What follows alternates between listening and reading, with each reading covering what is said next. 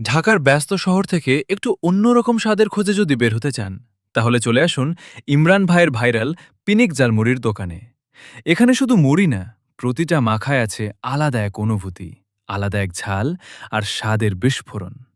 লোকজন বলে ইমরান ভাইয়ের হাতে নাকি জাদু আছে, কারণ একবার যে এই জালমুড়ি খায় সে বারবার ফিরে আসতে বাধ্য হয়।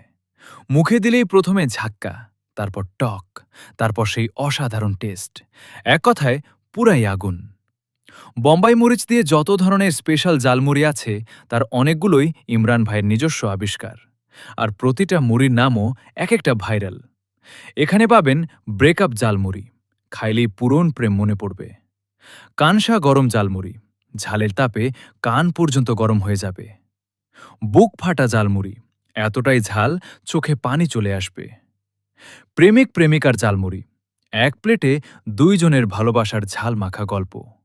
আর সবচেয়ে ভাইরাল পিনিক জালমুড়ি, এই মুড়ি খেলে মাথা পুরাই পিনিক হয়ে যাবে। দূর দূরান্ত থেকে মানুষ শুধু এই স্বাদ নিতে আসে।